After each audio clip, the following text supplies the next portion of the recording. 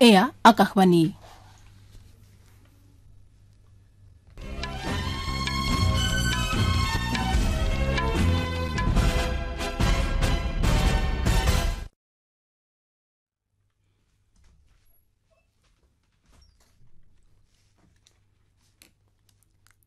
বাতৰি পঢ়িছো নিভাৰাণী ৰায়ে।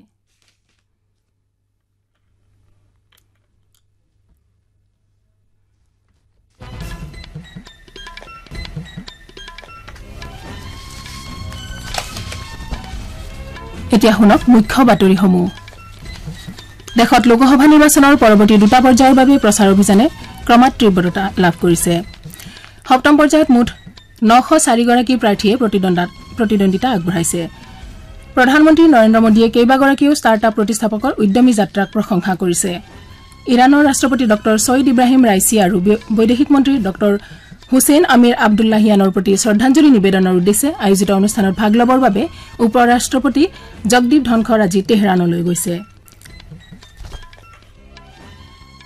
বিশ্ব স্বাস্থ্য সংস্থাৰ মুৰব্বী টেড্ৰছ এধানম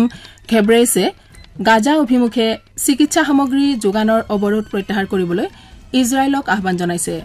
নৌসেনা বাহিনীৰ মুৰব্বী এডমিৰেল দীনেশ কুমাৰ ত্ৰিপাঠীয়ে দেশৰ সামুদ্ৰিক সীমান্তক সুৰক্ষিত কৰি ৰখাৰ স্বাৰ্থত ভাৰতীয় নৌসেনা বাহিনী সততে প্ৰস্তুত হৈ থকাৰ বিষয়টোত গুৰুত্ব আৰোপ কৰিছে। আৰু IPL ক্ৰিকেট প্ৰতিযোগিতাত আজি আহমেদাবাদৰ নৰেন্দ্ৰ মোদী ষ্টেডিয়ামত হ'বলগীয়া দ্বিতীয়খন এলিমিনেটৰ খেলত ৰাজস্থান ৰয়েল চেলেঞ্জাৰ্ছ বেংগালুৰুৰ বিৰুদ্ধে অৱতীৰ্ণ হ'ব।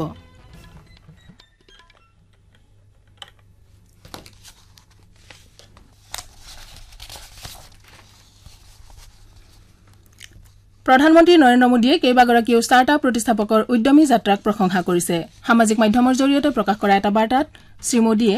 সফল ষ্টাৰ্টআপ প্ৰতিষ্ঠানৰ কেইগৰাকীমান সফল উদ্যমীৰ বিষয়ে ভিডিঅ' প্ৰচাৰ কৰি কয় যে কষ্ট কৰিলে সফলতাৰ শীৰ্ষত আহৰণ কৰিব পৰা যায়। শ্ৰীমোদীয়ে লগতে ষ্টাৰ্টআপসমূহে বিকাশ লাভ কৰিবৰ বাবে সঠিক পৰিৱেশ গঢ় দিয়াৰ ক্ষেত্ৰত চৰকাৰৰ দায়বদ্ধতাৰ কথাও উল্লেখ কৰে। উপ ৰাষ্ট্ৰপতি জগদীপ ধনখৰ আজি ইৰানৰ তেহৰান অভিমুখে ৰাওনা হৈছে।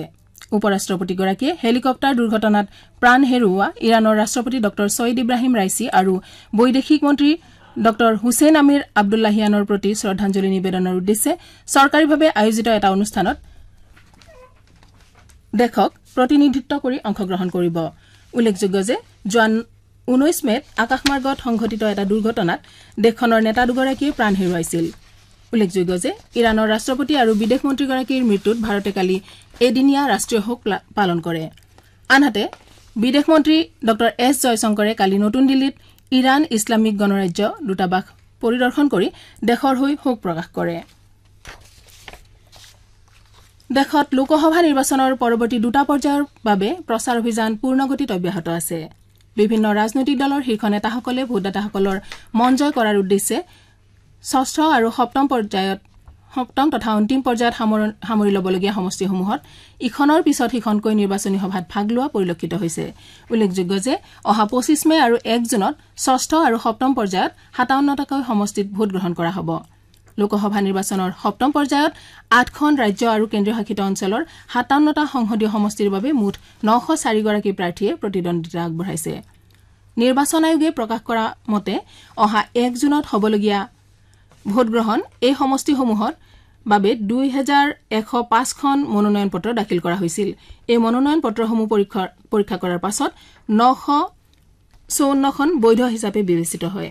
উল্লেখযোগ্য যে অন্তিম পৰ্যায়ৰ এই নিৰ্বাচনত উত্তৰ প্ৰদেশ আৰু পঞ্জাৱৰ 13খনকৈ, পশ্চিমবংগৰ 9খন, বিহাৰৰ 8খন,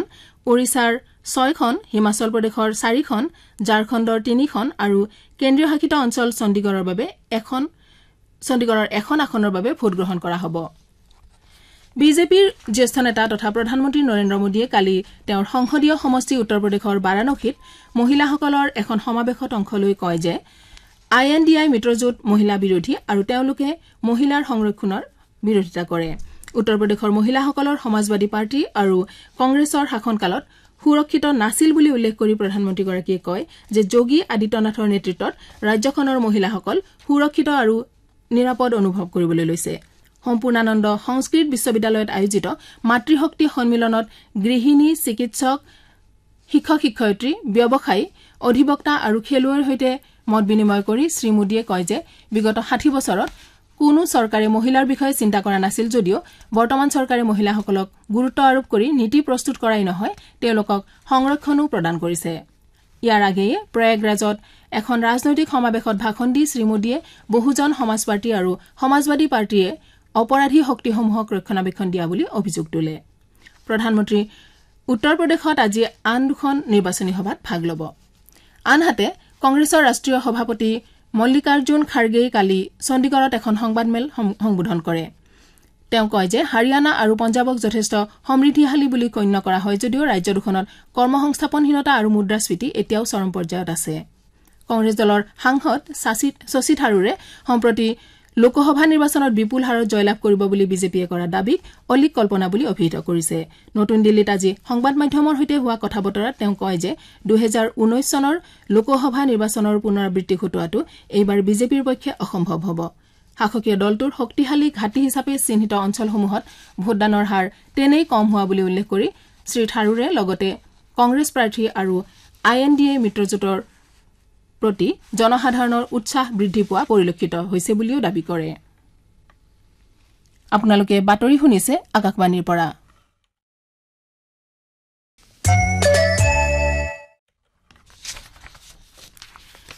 ভাৰতীয় জনতা পাৰ্টি চমুকৈ আম আদমি পাৰ্টি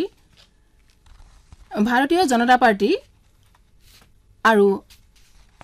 দিল্লীৰ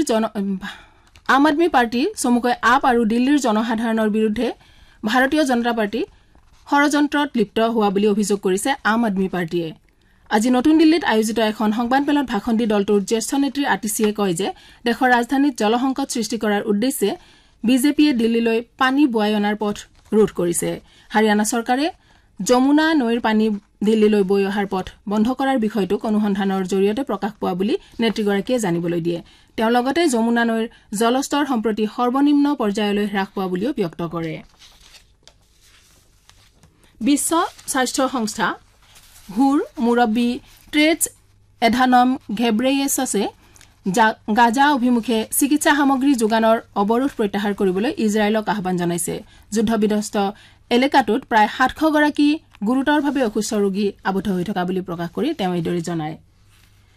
IPL ক্ৰিকেট প্ৰতিযোগিতাত আজি আহমেদাবাদৰ নৰেন্দ্ৰ মোদী ষ্টেডিয়ামত হ'বলগীয়া দ্বিতীয়খন এলিমিনেটৰ খেলত ৰাজস্থান ৰয়েলছ বেংগালুৰুৰ বিৰুদ্ধে অৱতীৰ্ণ হ'ব এই খেলখনত জয়লাভ কৰা দলটো শুকুৰবাৰে হ'বলগীয়া দ্বিতীয়খন কোৱালিফায়াৰ খেলত ছানৰাইজাৰ্ছ হায়দৰাবাদৰ বিৰুদ্ধে অৱতীৰ্ণ হ'ব বাতৰি শেষ কৰাৰ পূৰ্বে প্ৰধান বাতৰিসমূহ আকৌ এবাৰ দেশত লোকসভা নিৰ্বাচনৰ পৰৱৰ্তী দুটা পৰ্যায়ৰ প্ৰচাৰ অভিযানে তীব্ৰতা লাভ কৰিছে প্ৰধানমন্ত্ৰী নৰেন্দ্ৰ মোদীয়ে কেইবাগৰাকীও ষ্টাৰ্টআপ প্ৰতিষ্ঠাপকৰ উদ্যমী যাত্ৰাক প্ৰশংসা কৰিছে ইৰানৰ ৰাষ্ট্ৰপতি ডক্টৰ সৈয়দ ইব্ৰাহিম ৰাইচি আৰু বৈদেশিক মন্ত্ৰী ডক্টৰ হুছেইন আমিৰ আব্দুল্লাহিয়ানৰ প্ৰতি শ্ৰদ্ধাঞ্জলি নিবেদনৰ উদ্দেশ্যে আজি উপৰাষ্ট্ৰপতি জগদীপ ধনখৰ আজি তেহৰানলৈ গৈছে আৰু IPL ক্ৰিকেট প্ৰতিযোগিতাত আজি আহমেদাবাদৰ নৰেন্দ্ৰ মোদী ষ্টেডিয়ামত হ'বলগীয়া দ্বিতীয়খন এলিমিনেটৰ খেলত ৰাজস্থান ৰয়েল চেলেঞ্জাৰ্ছ বেংগালুৰুৰ বিৰুদ্ধে অৱতীৰ্ণ হ'ব এতিয়াৰ বাতৰি ইমানেই